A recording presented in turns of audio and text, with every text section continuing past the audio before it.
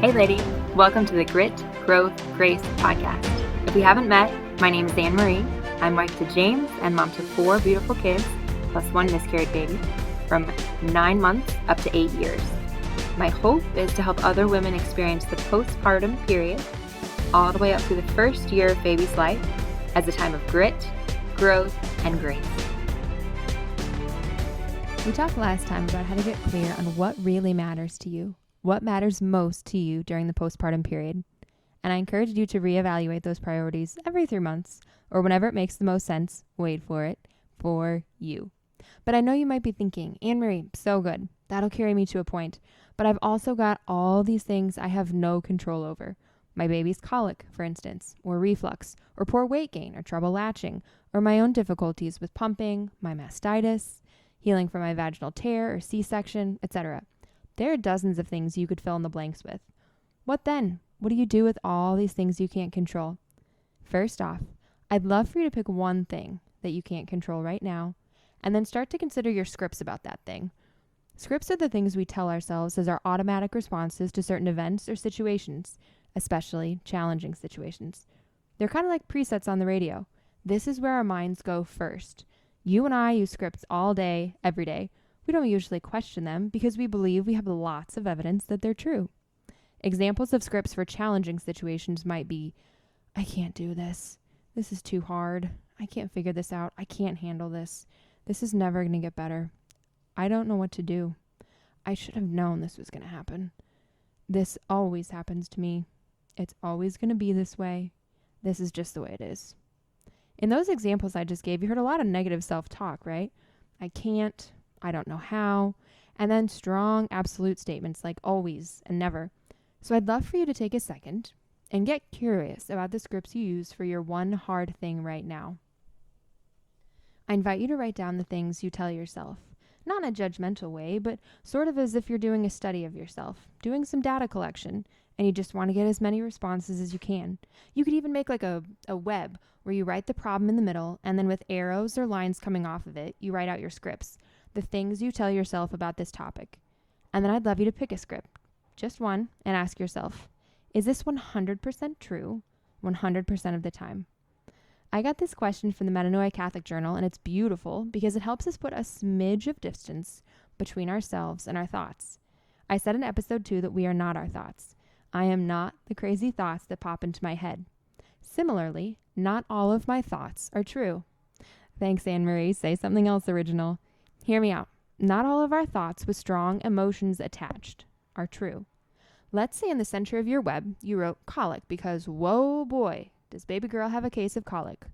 Let's say one script is, there's nothing I can do about this. And the rest of the thoughts behind it might go something like, I'm just stuck with this kiddo sobbing or nursing so that she's not sobbing from 6 to 9 every evening, and it sucks, and it's going to be like this until she turns 18. I'm kidding. It'll be over by the time she gets her driver's license. No, I'm kidding, really. It won't last that long. Though I distinctly recall being short on sleep with my newborn first child and thinking, I can't do this for 18 years. It's all right, Dolly. You don't have to. But let's take this script. There's nothing I can do about this. I first learned about scripts from the Woman's School, founded by January Donovan. Kind of like with Metanoia Catholic and the Lazy Genius Way, you'll hear a lot about January and or the Woman's School around here because her thought has very significantly influenced my own. Instead of the script, there's nothing I can do about this, which is a trapped statement, a stuck statement, a victim statement. Here's a script for you to try on. My life happens for me, not to me. My life happens for me, not to me. A script like that represents a shift in thinking, and it's open-ended rather than closed in. What if everything that happens to me is an invitation? I'm not talking some goofy Jedi mind trick here. I'm talking about how what we believe influences the way we show up to our own lives, especially to the difficult parts. I think you and I are often not honest about what we believe because we're so used to starting our sentences with, I feel like blah, blah, blah. But here's the thing. I feel goes before statements of emotion or being. I feel sad. I feel angry. I feel tired. I feel anxious. I feel excited. I feel happy. I feel annoyed. But often what you and I mean when we say, I feel like X is, I believe X. I can't remember where I read this distinction. It was some old spiral-bound manual for a marriage prep program I'd never heard of. But that distinction is so valuable. You and I often believe things we may or may not have actual evidence for because there is a strong emotion attached to them. This is what I meant a minute ago when I said sometimes our thoughts are not true. Sometimes we don't have 100% evidence 100% of the time for the things we believe, not feel, believe. Anything that is 100% true 100% of the time is a fact, but everything else is a story, our interpretation, and we can question our interpretations. A helpful follow-up question to is it 100% true 100% of the time is, could the opposite be true? So next time you hear yourself saying, I feel like, I'd love for you to stop and think, what am I saying I believe in this moment? And is that thing 100% true 100% of the time? Let's say we do that with the script, there's nothing I can do about my baby's colic. What if we say, yep, that's a belief I hold, but I recognize that it's an interpretation. Could anything else be true? Could the opposite be true? Sure, I can't control my baby's crying, but could I decide upon the enjoyable thing I do after the witching hour or hours and each night? Could I choose to offer that struggle time up in a purposeful way? Many moons ago, when I was still a baby nurse, relatively speaking, I was working night shift in the ICU. Now, for the first couple years, I was able to sleep during the day in between shifts, so things worked out pretty well. But there came a point where I was only able to sleep 4 hours between shifts. So I'd get off work around 7:30 in the morning, go to bed somewhere around 9, and wake up for the rest of the day and around 1 p.m. Now, I was also about to get married, and after the wedding, there was a plan in place to move to day shift, but that time had not yet come. I needed to show up to these shifts knowing that I would most likely not sleep well between them, like when I was working 2 or 3 nights in a row. It was easy for me to think, there's nothing I can do about this. But if it's not 100% true, 100% of the time, it's a story, not a fact. I chose to tell myself this story instead. When it got to be about 3 a.m., and 3 to 4 was always the hardest part of the shift because you're exhausted, and hopefully nothing was going on to keep you awake, but it wasn't time to start the prep tasks for day shift yet. I chose to tell myself during those times, I could get up and walk out those doors at any time. I could leave if I wanted to, but I choose to be here. I choose this. If your life happens for you, not to you, you can choose to show up to it. You can choose to be present. I used to write for the news portion of Lila Rose's pro-life organization, Live Action. For one story, I interviewed Catherine Casey, a wife, mom, and writer from California. In her book, What God Had Emptied, Catherine shared the story of receiving a prenatal diagnosis of anencephaly for her daughter Celeste, just months after receiving a devastating diagnosis for her young son Peter, who has a chromosomal condition called SPINT2 that will require specialized care, including IV nutrition, for the rest of his life because his body does not absorb sodium. In his first 18 months of life, during the same time that she was pregnant and then lost Celeste during the birth process, Peter was hospitalized, sometimes every other weekend with infections, and those stays lasted often weeks at a time, requiring Catherine to be separated from her children, her other children, and her husband. What God Had Emptied, her book, doesn't waste a single word. It's so purposeful in sharing how her faith sustained her, including the practical skills she cultivated to stay sane. During Peter's hospitalizations, for example, she began to paint with watercolors. She explored the city around her, learned all about flowers and gardening, and developed small routines, like daily walks, that grounded her amidst a backdrop of gut-wrenching, life-altering uncertainty. After all, each infection could have been the end. In a study of 22 other children with SPINT2, 12 of them died. Would Peter be like those 12? Today, Peter is 8 years old and he is thriving. He still requires IV nutrition, as he will, but he is no longer frequently hospitalized. I'm not telling you this story as a backhanded way to say, sit down, be quiet, and count your blessings. Somebody else has got it worse. I'm telling you for 2 reasons.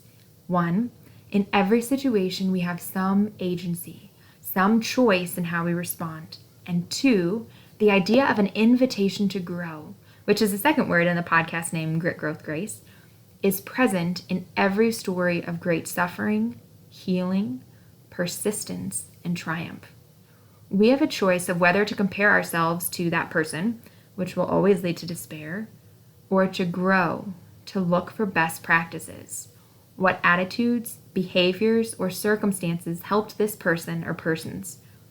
A best practice I learned from the book The Hiding Place, the real-life story of Corrie ten Boom's experience during World War II, including her life in a concentration camp where her sister Betsy died, is the value of always looking for something to be grateful for. Now, all the prisoners in that camp, including Corrie, were infested with lice, but these particular barracks were also infested with fleas. And Corrie's sister Betsy told her to reread the passage they'd studied that morning during this particular scene. Yes, they snuck a Bible into a concentration camp, and the verse read, Rejoice always, pray constantly, give thanks in all circumstances, for this is the will of God in Christ Jesus. Betsy told her, That's it, Corrie, that's his answer. Give thanks in all circumstances. We can start right now to thank God for every single thing about this new barracks. Well, the first obvious thing they could be grateful for was being together. But then Corrie objected, Betsy, there's no way even God can make me grateful for a flea. But Betsy was insistent, though Corrie disagreed. Over time, though, they were able to have Bible study every single night with their fellow female prisoners in the barracks. And eventually they realized the reason the guards weren't stopping them, weren't interfering. It's because they didn't want to be infested with fleas. The circumstances that were most painful were also a blessing. Here's the invitation for me and for you, lady. What can we be grateful for? Gratitude changes us. Right now, 11 months postpartum, I don't journal every day, but in those early days, you bet I did. I needed to see evidence of that slow growth, evidence that God was working all things to the good, that, as Leah Darrow would say, everything is always working out for us. From Romans chapter 8, verse 28. We know that all things work together for those who love God. When I journal, I start by writing down a couple of successes from that day, and then 10 gratitudes. It puts my reticular activating system, my RAS, on a mission during the day to look for things I can write down later on that night.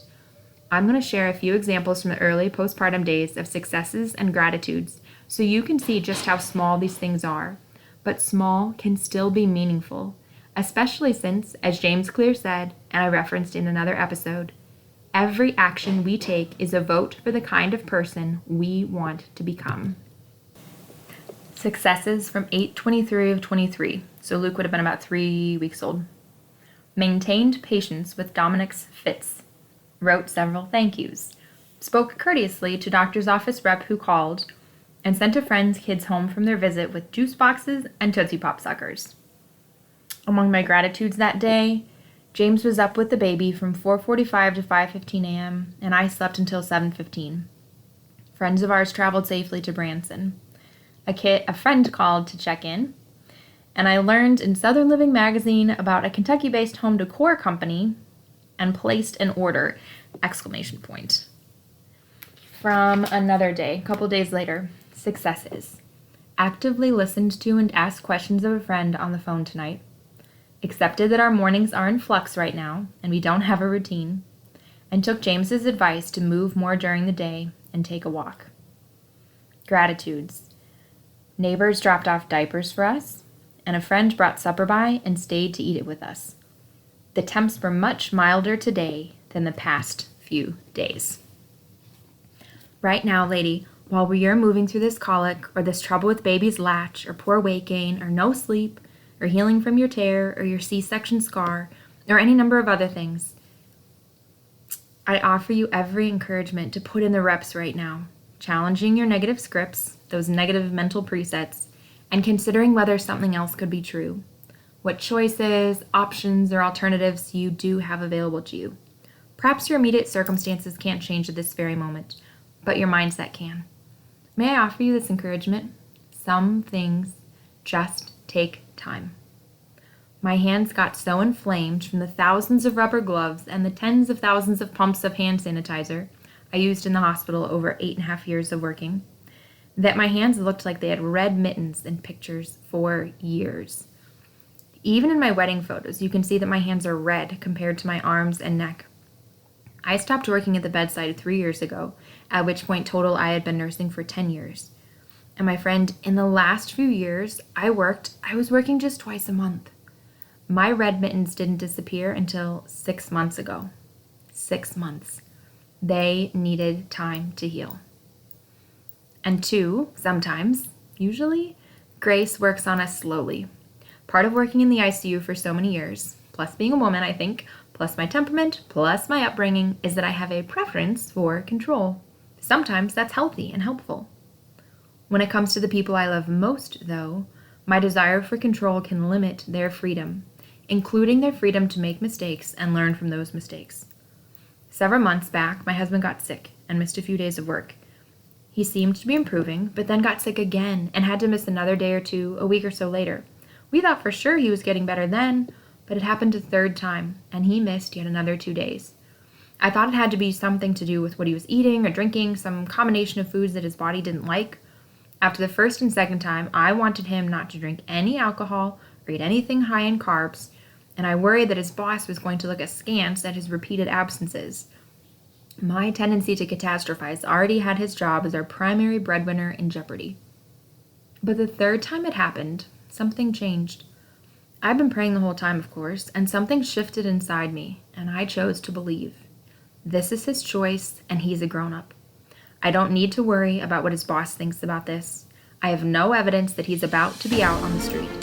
I'm going to wait to worry until I have definite evidence that I should. You guessed it, the definite evidence never came. That was grace working in my soul. It was granted, and over time, my heart opened to receive it.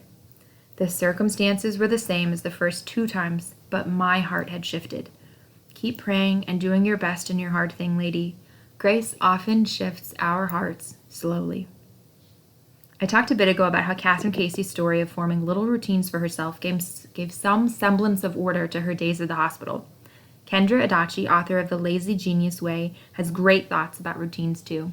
Next episode, we're going to talk about sleep routines, but not for your baby or even your other kids. We're talking about the value of sleep routines for you, most especially when you're sleep deprived. I'll talk to you then. One more thing, if you enjoyed this episode, be sure to rate it on your podcast player of choice and share with one mom friend. If you've got any questions or want to get in touch, I'm over on Instagram at Grit Growth Grace.